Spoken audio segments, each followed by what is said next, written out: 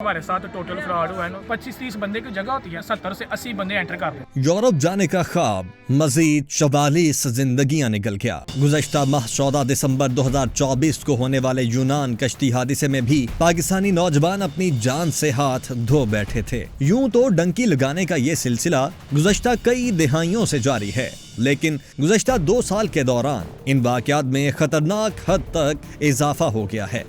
26 फरवरी 2023 को इटली के साहिल पर होने वाले कश्ती हादसे में 2 पाकिस्तानी जाँ बहक हुए। उसी दिन लीबिया में बिनगाजी के करीब होने वाले कश्ती हादसे में 7 पाकिस्तानी जाँ बहक हुए। 2 दिन बाद 28 फरवरी 2023 को लीबिया से इटली जाने वाली कश्ती हादसे का शिकार हुई। 4 पाकिस्तानी जाँ बहक हुए।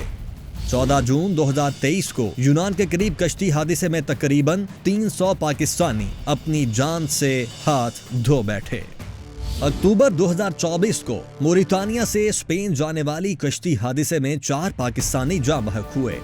14 दिसंबर 2024 को यूनान में कश्ती हादसे में 40 पाकिस्तानी तारिकीन वतन जाँ बहक हुए। और अब एक बार फिर 44 पाकिस्तानी मैड्रिड कश्ती हादसे में अपनी जान गंवा बैठे हैं। यूरोप जाना और अपने ख्वाबों को शर्मिंदा ताबीर करना पाकिस्तानी नौजवानों की अक्सरियत का ख्वाब बन चुका है। गैर कानूनी तौर पर पाकिस्तान से यूरोप जाने वाले अफराद में जिन अजला के लोग बड़ी तादाद में शामिल हैं, उनमें गुजरात, गुजरांवाला, मंडी बहाउद्दीन और सियालकोट सरे फहरिस्त हैं। इंसानी स्मगलिंग में मुलव्वस FIA के 31 अफसरान को शामिल तफ्तीश करते हुए 18 अफसरान को सिर्फ जिला बदरी की सजाएं दी गयी। एजेंट्स माफिया जो है उसकी बड़ी कोऑर्डिनेशन या कॉन्वेंस जो है वो ऑफिशियल्स के साथ होती है और ये सारा मामला जो है वो एक फैसिलिटेट करता है, जिससे ना सिर्फ जो इनोसेंट लोग हैं उनकी जाने जाती हैं इस सारे प्रोसेस के अंदर, उससे दूसरा मुल्क की बदनामी बड़ी होती है। दिसंबर 2024 में होने वाले कश्ती हादसे के बाद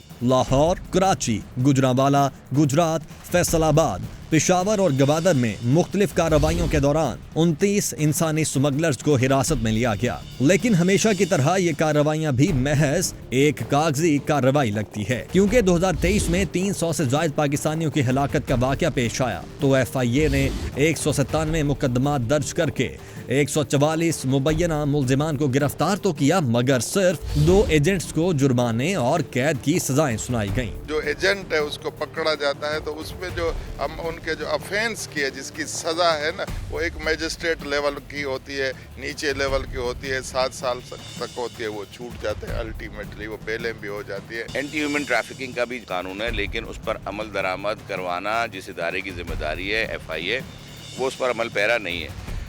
और बाज़ जगहों पर तो ये देखा गया कि FIA के एहलकार खुद उसके जुर्म के जो है वो मुलविस निकलते हैं। इस सारे खेल में कानूनी सुकम का अंदाजा इस बात से लगाया जा सकता है कि जिस दिन मैड्रिड हादसा पेश आया उसी रोज फैसलाबाद FIA के 18 उन एहलकारों को जमानत पर रिहा कर दिया गया जिन पर गुज़श्ता माह यूनान कश्ती हादसा केस के सिलसिले में मुआवनत फराहम करने का इल्जाम था। इससे कबल रोमा माह ही इस केस से मुंसलिक दीगर 9 मुल्जिमान को अदालत ने समाअत के बाद मुकदमे से खारिज करने का हुक्म दिया था। एक जानिब कमजोर कवानीन तो दूसरी जानिब इंसानी स्मगलिंग के रोकथाम के गैर मौसर हुकूमती इक़दामात। इंसानी स्मगलिंग की खुलम खुला तरगीब के लिए आज भी मुतअद्दिद डिजिटल प्लेटफॉर्म्स पर डंकी के नित नए तरीकों की तशहीर की जा रही है। यूट्यूब, फेसबुक और टिकटॉक जैसे प्लेटफॉर्म्स पर डंकी लगाकर कामयाबी से पहुंचने वाले अफराद की वीडियोस पोस्ट करके दीगर अफराद को जाल में फंसाया जा रहा है। आए रोज रूरमा होने वाले इन हादिसात ने इंसानी स्मगलिंग जैसे मकरूह धंधे में मुलव्वस अनासिर के खिलाफ हुकूमती इक़दामात पर कई सवालात खड़े कर दिए हैं। क्या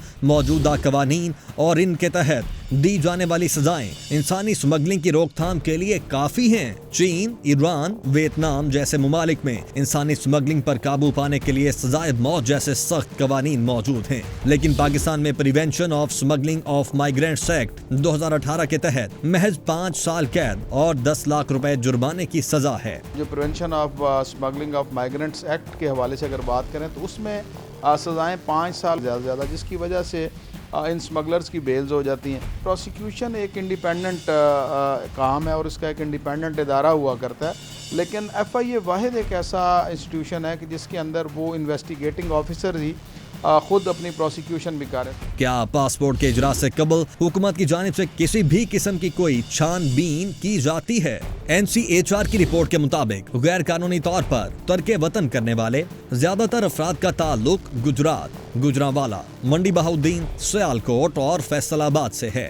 क्या पासपोर्ट के इजरा से कबल इन अजला से ताल्लुक रखने वाले अफराद की माली हैसियत या दीगर कवायद से मुतल्लिक कोई जांच पड़ताल की जाती है? पाकिस्तान से डंकी मारने वाले ज्यादातर अफराद तुर्की, ईरान और मुत्तहिदा अरब अमारात जैसे ममालिक के वीजे लगवाते हैं। क्या हुकूमत ने इन ममालिक के सिफारत खानों के साथ इंसानी स्मगलिंग की रोकथाम का कोई निजाम वज़ा किया है? डंकी मारकर यूरोप जाना वस्ती पंजाब के चंद अजला में एक रिवाज बन चुका है, जहां पर तकरीबन हर घर से कोई ना कोई फर्द इस तरीके से यूरोप जा चुका है और इन खानदानों की खुशहाली को देखते हुए आने वाली नई नस्ल डंकी के ख्वाब देखना शुरू कर देती है। भारी रकूम की अदायगियों के एवज महज सुनहरे मुस्तकबिल के ख्वाब नौजवानों को सीधा मौत की वादी में ले जाने का सबब बन रहे हैं। अफसोस, एक बार फिर हुकूमती इदारे हरकत में आएंगे, सख्त कार्रवाई के ऐलानात होंगे, चंद गिरफ्तारियां भी होंगी, फिर जमानतें होंगी और अगले सानिहे का इंतजार किया जाएगा।